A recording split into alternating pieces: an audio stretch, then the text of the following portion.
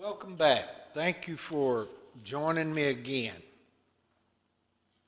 If you're wondering why I'm got a coat on, I'm doing this during the COVID-19 pandemic.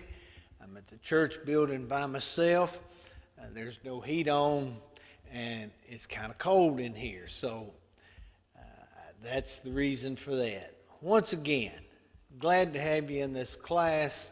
This is a survey of the New Testament.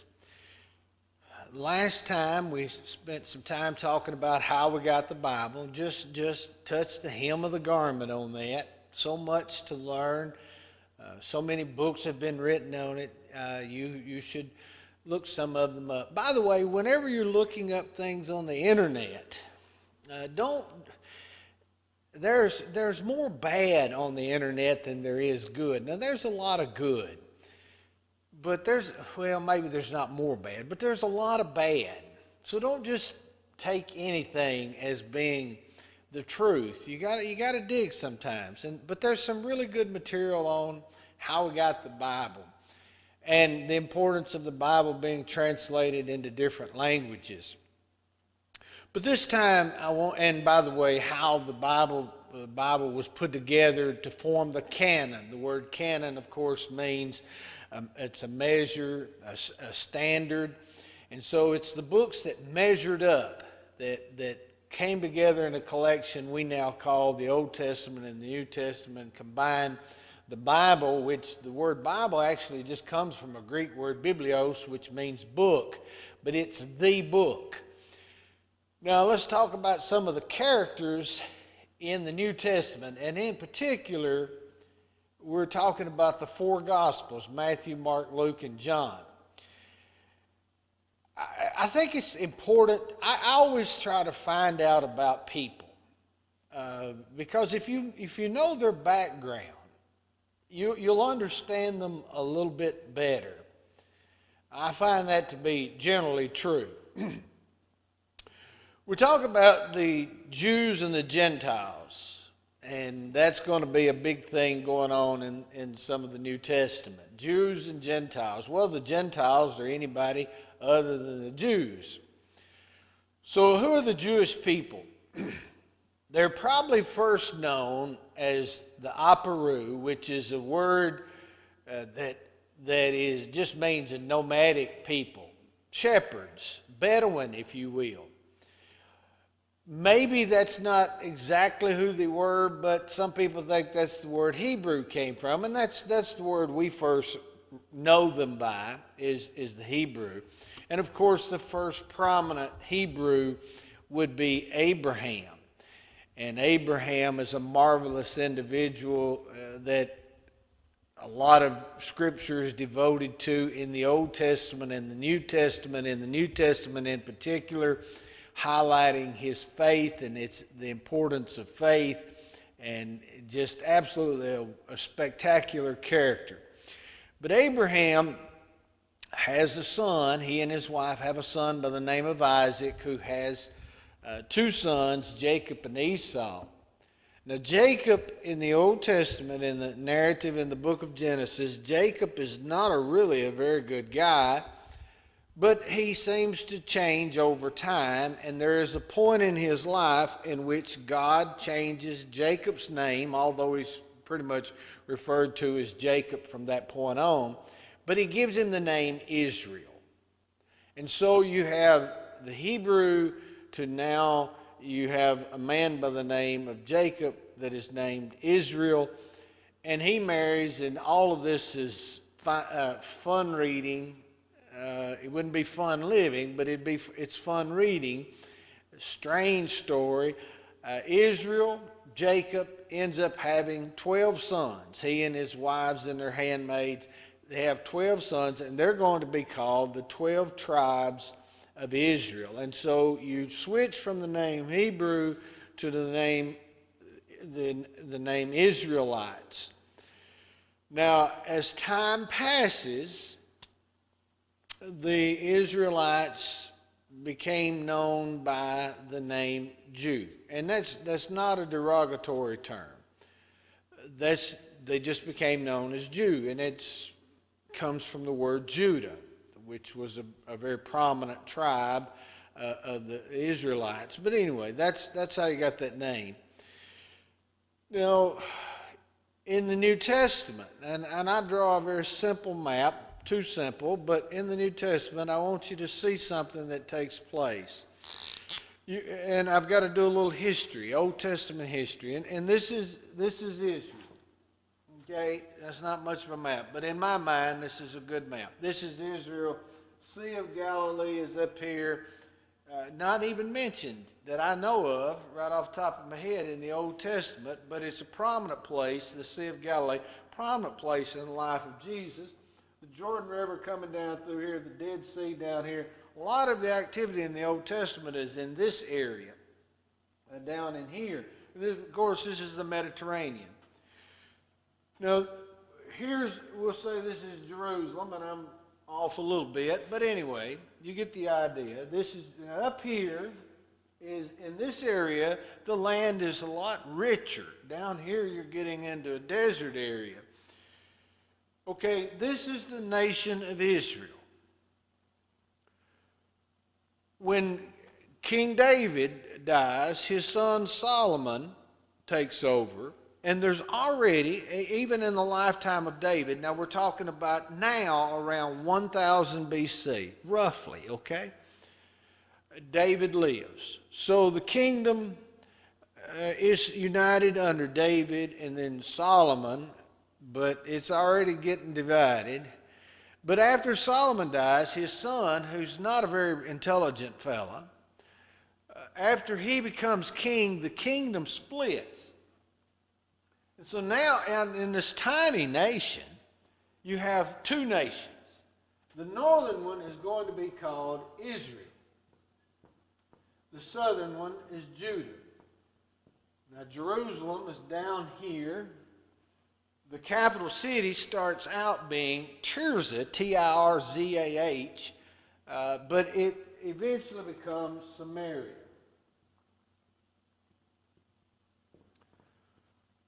Down here in Judah, and we're talking around 950, 940, somewhere in there, Judah still has kings that are of the lineage of David. They have the temple, which Solomon built, which is very important to their identity. Meanwhile, the first king of Israel, this new king, sets up two golden calves, and I tend to want to talk and tell you why they use golden calves so much, but anyway, he sets up two golden calves to Israel and says, here are your religion, here are your gods, O Israel. In other words, you don't have to go back down to Jerusalem anymore to worship. So they go into idolatry right away. Now, Judah's going to follow, unfortunately, but Israel goes right into idolatry. Then along comes, sometime later, King Ahab, and he marries Jezebel, and the worship of Baal becomes common, and they get a little bit of it out of there, but it goes into idolatry, and and all the evils that go along with idolatry.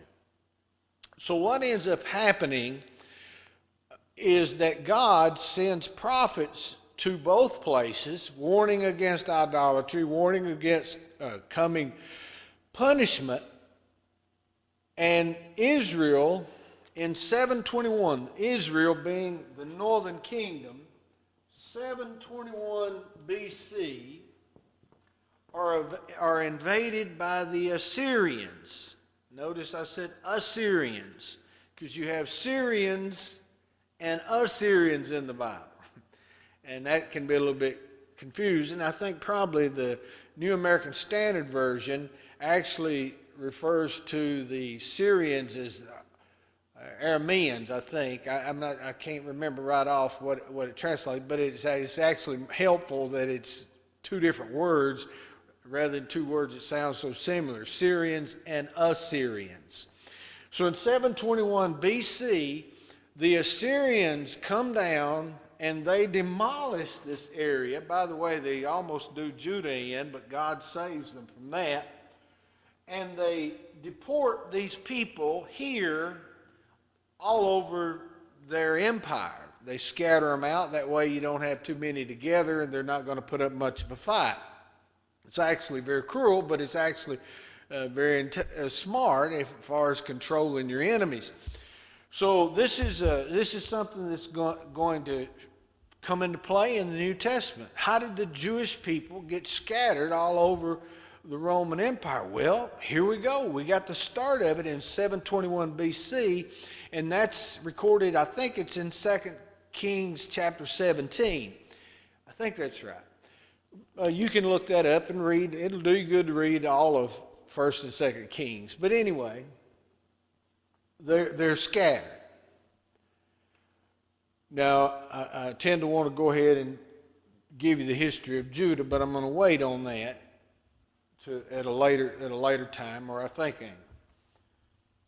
Okay, not only do they take the Israelites out of this area, they bring in other conquered people, because after all, you've got a vacant country now. So they bring in people that are not Jewish to this area. Now, while they're living there, there are lions, Lions. Lions started killing people. And the people there are pagan people. They understand God's as being territorial, and that was fairly common back then. They sent word to the king of Assyria, the gods of this land are angry at us.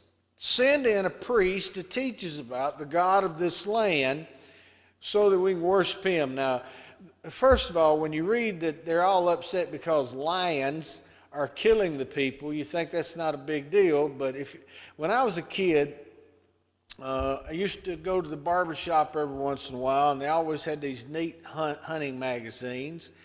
And there would always be these stories about big game hunters. And it would tell stories about a killer tiger, going on a rampage and over a period of time killing so many people. You see what has happened here in Israel. So I'm trying to say this isn't far-fetched. This has been a war zone. There's been plenty to eat for lions and scavengers, so therefore their numbers have increased. Plus, these lions and scavengers have developed a taste of human flesh. So these new people brought in are now living in a territory of well-fed lions who have developed a taste for human flesh. So they say, all this has happened because the gods of this land are angry. Send us a priest in. And so what you have is a group of people that are pagans, but they learn the ways of the God of Israel. Now, it seems they kept up with their idolatry too, but they began to worship the God of Israel. Now, it seems natural to them that they would be friends with the people down here because they worship the same God, and after all, they're really the only people in the world, other than the ones that got scattered off through this Syrian Empire, that followed this religion, that practiced monotheism, the worship of one God. So they try to be friends, but the people down here are like, you're not Israelites. We don't have anything to do with you. So you have this, and by the way, this group up here are called Samaritans. They're pagans. I've always been told they were half-breeds, considered half-breeds. They were half Jewish, half Israelite. I doubt if they were that much. But they did worship the same God. Now, so you've got animosity, and there's a lot more history to it than this that's going to come into play 2 or 3 different times. Actually, more than that, but 2 or 3 different times in the Bible, where there's this animosity between the people down here and the people living up here that are not Jewish, but they worship the same God. They're called the Samaritans. And so when you get to the New Testament, and you read about in the Gospels in particular, really that and a little bit in the book of Acts, you read about the animosity between the Jews and the Samaritans. I want you to have an understanding. See, background information is important. America's still a young country. We don't have real long rivalries right now. I suppose you could say North Korea, and most of us don't think a lot about North Korea, but Iran obviously hates America in this current time. I don't know. We just don't have. You know, you think about England. We broke off from them. We fought them, and yet now we're greatest of allies. So America, we don't understand long-term hatred. But in this part of the world, it's something that happened 1,000 years ago might as well happen last week to one of your closest relatives. It's a different mindset. Of course, these countries are a whole lot older than us, and so anyway, they hold animosity a long time. And so you get to the New Testament, you're reading all these stories about Jesus is telling about the Good Samaritan, or he's talking about the one person that offered thanks was a Samaritan. This is going against the Jewish people because they couldn't stand the Samaritans. But this animosity has been going on for a long, long time. So you've got the Jews and the Samaritans. You've got the Pharisees. And again, I tend to want to talk too long about these things, but I really think it's important that you understand where people are coming from. You have two main groups in the New Testament. Really, you only have three mentioned. I guess four. You got the sinners of the land, but you've got the Sadducees, and you've got the Pharisees. You've got the Herodians, the family of the Herods, and all of their relatives and in-laws and all of that. They're mentioned, and you've got the people of the land, the common people. But there's another group not mentioned in the Bible called the Essenes, or the brothers of Qumran. You can look that up and read about those. The Essenes. Look up the Dead Sea Scrolls, and you'll find out something on them. They were living in the area during this time. But the Sadducees are a group of Jewish people that are in charge of the temple. They're from the priestly family. You didn't just decide one day, well, the Lord called me to be a priest. If you were not born of the tribe of Levite, you wasn't going to be a priest. That's the way it was. And you can not like that all you want. That's the way it is. Okay, but anyway, the Sadducees were small in number, but they were very strong, very influential, politically connected with the Roman Empire. And you do need to remember that Rome is in charge of Israel and what would have been considered the known world at that time. And the Sadducees are known, and we're told this in the New Testament. They didn't believe in angels, and they didn't believe in the resurrection. They didn't believe in life after death. They believed that all the rewards that a person got for serving God was in the here and now. Now, I obviously believe in the resurrection. I believe in life after death, and I believe in heaven and hell. But I think it's kind of somewhat noble when you think about the here group of people that are motivated to serve God simply because He's God, because He created them, and because He gives them life. And life may not always work out smoothly, but it's still your duty to serve God. That was their theological belief. Now, how they didn't believe in angels, I don't know, because the only books of the Bible they accepted was Genesis through Deuteronomy, the Torah, the law. And yet there are angels in the book of Genesis. So I don't know how they decided they didn't believe in angels or life after death, either one. But I can see that because there's not that much talk about life after death in Genesis through Deuteronomy, okay? But there are angels in those books, so they, I guess, were selective in what they wanted to believe, like people are today, and some theologians today. So you've got the Sadducees. Now I want to talk about the Pharisees in this class, and that'll be all of this one.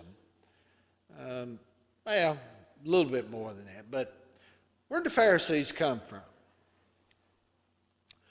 They were a conservative religious group of Jews.